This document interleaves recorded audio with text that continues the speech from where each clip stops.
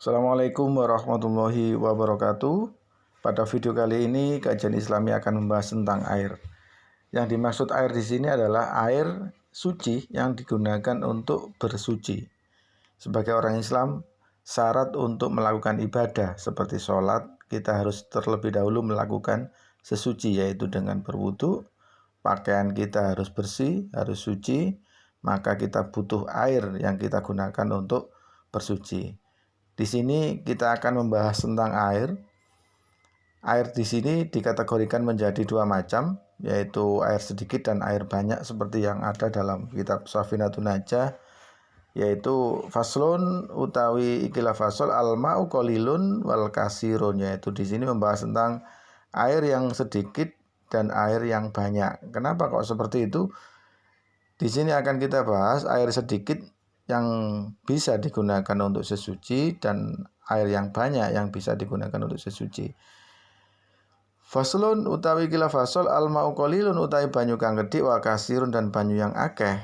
Al-qalilu utawi banyu kang kedhik madunal qulataini, yaitu banyu yang kurang dari 2 kola. Wal kasiru dan banyu kang akeh iku kulatani, yaitu banyu yang lebih dari 2 kola fa aksaru atau lebih banyak. Di sini dijelaskan bahwa air itu ada dua macam, yaitu air sedikit, yang kedua yaitu air yang banyak. Di mana air sedikit adalah air yang kurang dari 2 kola, dan sedangkan air yang banyak adalah air yang lebih dari 2 kola. Seperti itu. Al-qalilu utawi banyu kang kedhik ya tanajasu najis biwuku'i najasati, karena hadirnya najis fihi di dalamnya, wa illam yataghayyar meskipun tidak berubah, ya. Air sedikit menjadi najis dengan kejatuhan najis yang lain padanya walaupun tidak merubah rasa, warna dan baunya. Contoh, ya, misalkan ada air yang kurang dari 2 kola. Katakanlah pada kamar mandi, terus kamar mandi itu airnya sedikit kurang dari 2 kola. Kemudian kejatuhan najis, entah itu dari mana, entah itu cipratan air kencing atau mungkin kejatuhan kotoran dari tikus misalkan, itu kan najis, ya. Jadi ketika dia jatuh pada air yang kurang dari 2 kola, maka air tersebut akan menjadi najis pula dan tidak bisa digunakan untuk bersuci. Nah, meskipun di situ airnya tidak berubah, rasanya masih tetap, warnanya masih sama, dan baunya juga masih sama atau tidak bau, maka air tersebut tetap dihukumi sebagai air yang najis. Artinya ketika air itu sudah najis, maka kita tidak boleh menggunakan air tersebut kembali untuk bersuci, seperti itu. Wal ma'u kasirun dan air yang banyak layatanajasu tidak menjadi najis illa idza yataghayyar, kecuali berubah, yaitu ta'muhu rasanya, au launuhu atau warnanya, au rihuhu atau baunya. Nah, di sini dijelaskan bahwa air yang tidak najis, air banyak itu tidak akan menjadi najis, ya.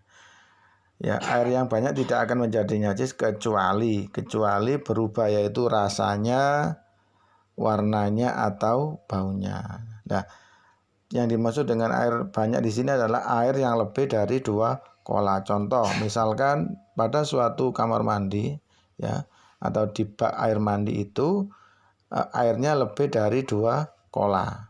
Kemudian di situ jatuhlah sebuah najis, ya, misalkan kena air kencing atau mungkin ketiban atau kejatuhan najis dari kotoran tikus atau kotoran hewan yang najis, maka air tersebut tetap tidak menjadi air najis kecuali air tersebut berubah, yaitu ta'muhu, yaitu rasanya, rasanya berubah. Misalkan tadinya kan biasa kemudian menjadi asin misalkan, itu maka air tersebut bisa dikatakan najis. Yang kedua, au launuhu atau warnanya, atau jika warnanya berubah tadinya putih bersih bening kemudian menjadi air yang keruh atau mungkin menjadi hitam atau kecoklat-coklatan seperti itu, maka dia dihukumi juga najis. Aurihuhu atau baunya menjadi tidak enak, misalkan tadinya nggak bau kemudian menjadi bau lah, maka air tersebut meskipun air banyak dia akan menjadi air yang najis. Lah, artinya kalau air tersebut sudah najis maka tidak bisa digunakan untuk bersuci atau sesuci. Nah, baik, lantas bagaimanakah kriteria dari air 2 kola itu? Air 2 kola bila diukur dengan liter yaitu sebesar atau sebanyak 216 liter atau kurang lebih. Bila diukur tempatnya yaitu kurang lebih ukuran 60 cm kali 60 cm, tingginya 60 cm. Jadi panjangnya 60 cm, lebarnya 60 cm, kemudian tingginya juga 60 cm. Jika ukurannya minimal seperti itu, maka air yang ada dalam tempat tersebut dihukumi dengan air 2 kola. Air yang kurang dari 2 kola menjadi mustakmal bila terciprat air bekas bersuci, yaitu bila terciprat air basuhan yang pertama, karena basuhan yang pertamalah yang wajib. Nah, di sini dijelaskan ada air yang mustakmal. Maksudnya air mustakmal itu adalah air yang bekas digunakan. Contoh, ketika kita berwudu pada air yang kurang dari 2 kola, ya. Ketika wudhu pertama kita mengangkat air, kita usapkan ke muka, kemudian jatuhnya air tersebut jatuh ke dalam tempat air yang sama atau di tempat air yang kurang dari 2 kola tadi, maka keseluruhan dari air tersebut dihukumi dengan air yang mustakmal. Artinya air tersebut ya bekas bersuci, yaitu bila terciprat dari basuhan yang pertama, seperti itu. Maka airnya dihukumi dengan air yang mustakmal. Adapun bila air itu kurang dari 2 kola, maka lebih baik diambil dengan gayung, jangan dimasukkan dengan tangan. Nah, seperti itu. Jika air tersebut kurang 2 kola, maka cara wudhu kita itu lebih baik kita menggunakan gayung, ya, diambil dari tempat air, kemudian jatuhnya itu dibuang di luar, bukan dimasukkan kembali ke dalam air yang kurang 2 kola. Maka karena jika seperti itu air mustakmal digunakan berwudu, maka wudunya tidak sah.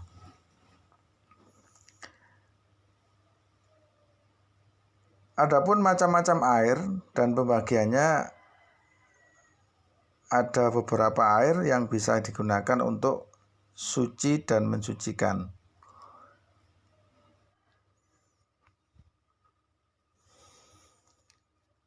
Macam-macam air dan pembagiannya. Yang pertama yaitu air yang suci dan mensucikan.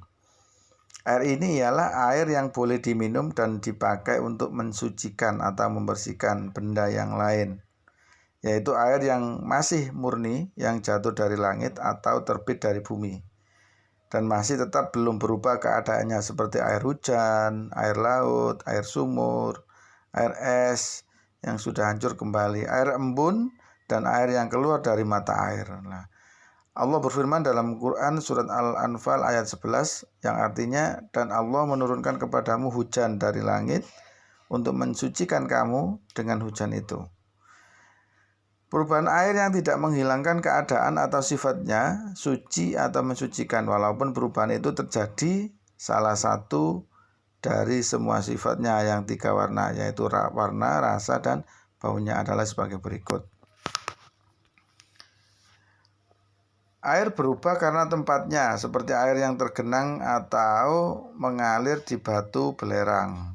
Yang kedua, berubah karena lama tersimpan, seperti air kolam. Yang ketiga, berubah karena sesuatu yang terjadi padanya, seperti berubah karena ikan atau kiambang, ya, seperti itu. Yang keempat, berubah karena tanah yang suci, begitu juga berubah yang sukar memeliharanya, misalnya berupa karena daun-daunan yang jatuh dari pohon-pohon yang berdekatan dengan sumur atau tempat air yang lainnya. Nah, yang kedua, air suci tetapi tidak mensucikan. Nah, zatnya suci tetapi tidak sah dipakai untuk mensucikan sesuatu. Yang termasuk dalam kategori ini adalah yang pertama, air yang telah berubah salah satu sifatnya karena bercampur dengan sesuatu benda yang suci selain dari perubahan tersebut. Ya, di atas air teh, air kopi dan sebagainya. Itu tidak bisa digunakan untuk sesuci ya. Atau berwudu, misalkan Coca-Cola, Fanta apalagi ya. Karena di situ sudah mengalami perubahan warna dan rasa seperti itu. Yang ketiga, air sedikit kurang dari 2 kola. Tempatnya persegi panjang yang mana panjangnya atau lebarnya dan dalamnya adalah 1/4 hasta. Kalau tempatnya bundar, maka garis tengahnya 1 hasta dalam 2/4 hasta dan keliling 3/1 hasta. Sudah terpakai untuk menghilangkan hadas atau menghilangkan hukum najis. Sedangkan air itu tidak berubah sifatnya dan tidak pula bertambah timbangannya. Yang berikutnya, air pohon-pohonan atau air buah-buahan seperti air yang keluar dari tekukan pohon, ya, air kelapa dan sebagainya itu juga tidak bisa mensucikan. Air suci tapi tidak mensucikan. Kemudian yang ketiga, air yang najis ya. Air yang najis yang termasuk dari air najis adalah yang pertama, sudah berubah salah satu sifatnya dari najis tersebut ya. Air tersebut sudah berubah salah satu sifatnya. Ini tidak boleh dipakai lagi baik airnya sedikit atau banyak, sebab hukumnya najis. Yang kedua, air najis tetapi tidak berubah salah satu sifatnya. Air ini kalau sedikit berarti kurang dari 2 kola, tidak boleh dipakai lagi, bahkan hukumnya sama dengan najis. Kalau air itu banyak berarti 2 kola atau lebih, hukumnya tetap suci dan mensucikan. Rasulullah SAW bersabda, air itu tidak dinajisi sesuatu kecuali apabila berubah rasa, warna atau baunya. Dalam hadis lain, Rasulullah SAW bersabda, apabila air cukup 2 kola, tidaklah dinajisi oleh sesuatu apapun. Yang keempat, air yang makruh ya, air yang makruh, yang artinya air tersebut makruh ya, boleh digunakan atau tidak digunakan. Yaitu air yang terjemur oleh matahari dalam bejana selain bejana emas atau perak. Air ini makruh dipakai untuk badan, tetapi tidak makruh untuk pakaian, kecuali air yang terjemur di tanah, seperti air sawah, air kolam, dan tempat-tempat yang bukan bejana yang mungkin berkarat. Sabda Rasulullah SAW, sesungguhnya ia telah memanaskan air pada cahaya matahari. Maka Rasulullah SAW berkata kepadanya, jangan engkau perbuat demikian ya Aisyah, sesungguhnya air yang dijemur itu akan menimbulkan penyakit. Rawahul Baihaqi. Demikian yang bisa kami sampaikan tentang air, semoga bermanfaat. Ihdinas siratal mustaqim. Assalamualaikum warahmatullahi wabarakatuh.